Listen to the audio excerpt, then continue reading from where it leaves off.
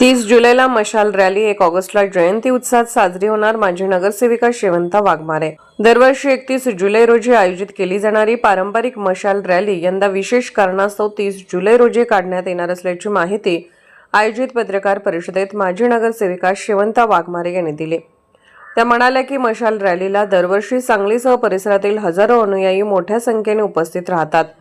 रॅलीचे स्वरूप मोठे असल्याने नियोजनाच्या दृष्टीने यंदा ती 1 दिवस आधी म्हणजेच 30 जुलै रोजी आयोजित करण्यात आली आहे.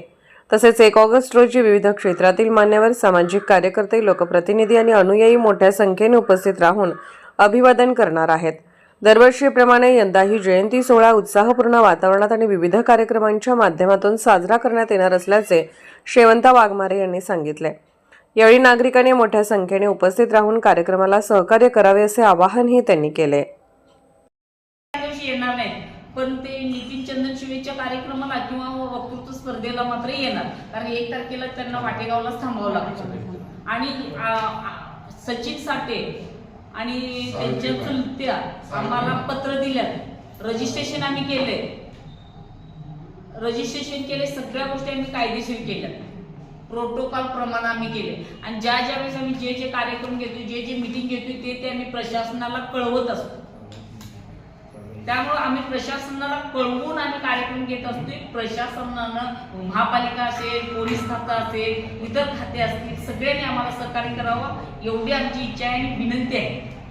तर 30 तारखेला आम्ही मशाल रॅली काढणार आहे. 30 तारखेला दरवर्षी आम्ही 31 तारखेला काढतो, ह्यावेळेस 30 तारखेला काढणार आहे. का 30 तारखेला काढणार आहे की रॅली मोठी असतात आणि 31 तारखेला रात्री 12 वाजता अभिवादन करायला पूर्ण सांगली मिरज कुपवाड महापालिकेतील सगळी लोक तिथं आलेले असतात. त्यामुळं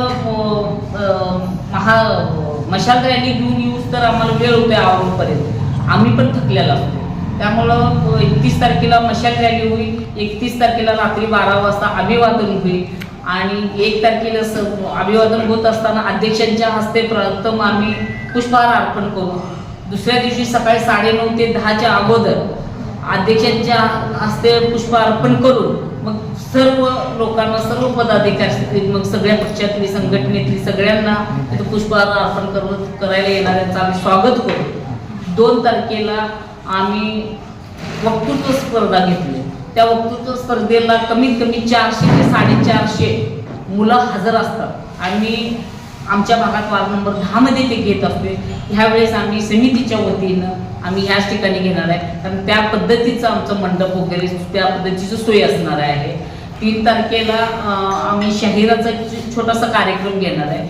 4 तारखेला नितीन चंदन शिवे ह्यांना आम्ही बोलवणार आहे. असा आमचं 5 दिवसाचा भरगच्च कार्यक्रम आहे. ह्या कार्यक्रमाला पत्रकारांनी आणि सर्वच प्रशासनाची लोकांनी आम्हाला सहकार्य करावं एवढे आमची या ठिकाणी समितीच्या वतीने, त्या समितीचे सचिव म्हणून मी या ठिकाणी विनंती करत आहे.